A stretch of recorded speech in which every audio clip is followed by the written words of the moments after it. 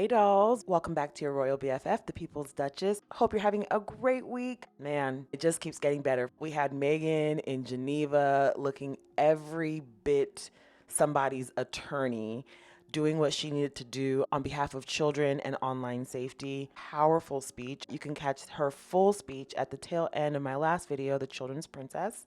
For all the things that Meghan will be known for, her children's advocacy is one of the most admirable. So kudos again, Duchess. And fresh off the heels of her successful Geneva, Switzerland trip, we get these beautiful anniversary pictures from the Duke and Duchess of Sussex via the Duchess of Sussex's Instagram page. And I don't know about you, but I instantly recall Lucy Fraser's beautiful words in their documentary where she was talking about their engagement party and how they all wore animal onesies and Harry and Meghan wore penguin onesies because penguins mate for life. She said it was so sweet and they had a lot of fun. And for some reason, I immediately knew the gag when Meghan read that little excerpt about their penguin outfits.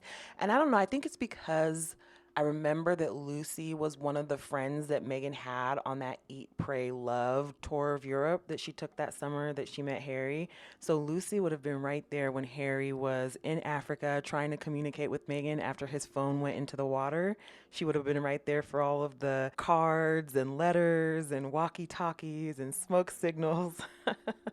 And everything else Harry was trying to do to keep in communication with Meghan at the time. So she knows some things. This was lovely. Everything about this anniversary post was just so cute. The kids were involved. They were singing the anniversary song with them. They remade their famous lemon elderberry cake. All of it looked so lovely and so homey and just what life is about. Hair back with the kids in a beautiful setting like their kitchen.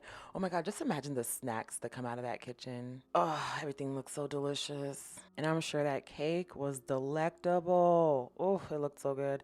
And so Harry gave her this bronze of two penguins, and it's so cute. It could not have been any cuter. First of all, bronze is the eighth wedding anniversary gift, the traditional gift for the eighth wedding anniversary. So that was already a classy touch.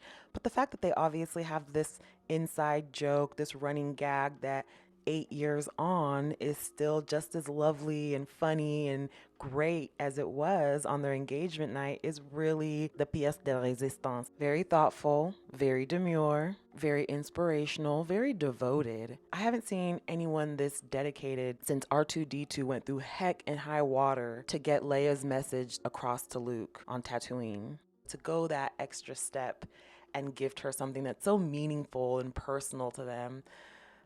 I love their love story. I love love in general. I get a lot of comments about how their love is hopeful and inspirational, and I couldn't agree more. It's hard to find love out there right now, and I think part of the problem is that there's been this generational shift in power. It's a very different landscape than what our parents and our grandparents were dealing with, right? There weren't only roles that were clearly defined gender roles, but there were laws that kept those roles in place. There were laws that kept women out of the office, out of banks, out of car dealerships, out of upward mobility, home buying, business ownership. There were literal laws on the books that made sure that women did not have access to those things, and that would ensure that every woman had to pair up with a man in order to survive. That isn't the case anymore. And in my humble opinion, a lot of men just haven't gotten that memo, or they have gotten the memo, but instead of reading it, they just crumpled it up and threw it away.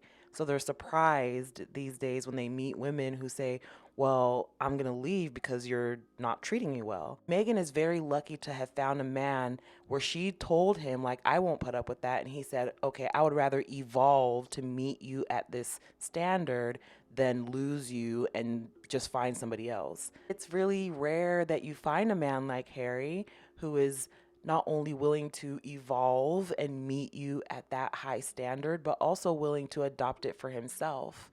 And let's just be real, that cost him, right? A lot of people saw upgrading his life, upgrading his standards as an abandonment of the old ways, which they thought were perfectly fine. People asked, well, what was so wrong about the way you were living? What was so wrong about being a prince and living in luxury and having everything paid for and yada, yada, yada. And he had to explain and spare that that just wasn't how his life was. You guys saw one thing and his life was very much another. In fact, he was going through a lot of drugs at the time, doing a whole lot of things just to cope with his reality.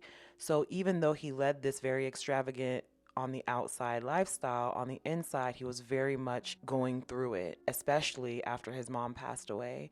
So when he starts to change and better himself and take himself out of that slump that he was in, people took that as a personal affront.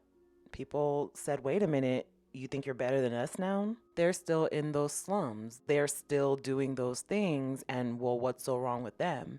Right? It's like a personal affront to them that you want to change your life and be better. So it did cost Harry. He weighed his options and decided that his health and his sanity and his life, and especially that of his wife and his future, his children and everyone else around him, deserved better.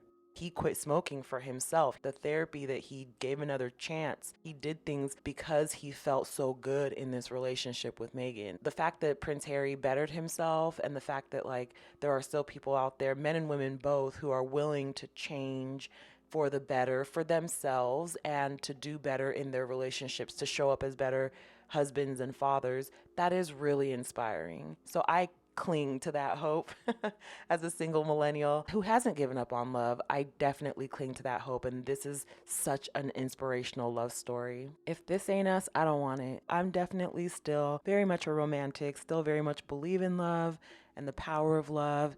And Harry and Meghan's love story is definitely a testament to that. There's been a lot of movies already, like Hallmark movies and stuff, but one day we will see a proper production of this love story. It'll be right up there with Isis and Osiris, Cleopatra and Caesar, with Sierra and Russell Wilson. This is a love story for the ages. Harry and Meghan is one of the greatest love stories ever told. So cheers to 8 years, guys. Here's to the next 8 years. Like, share, subscribe, join the membership, buy the coffee, do all the things if you are so inclined. Have a wonderful rest of your day, guys. Be safe out there. Be kind to yourselves. Please remember that love always wins. And until next time, bye for now.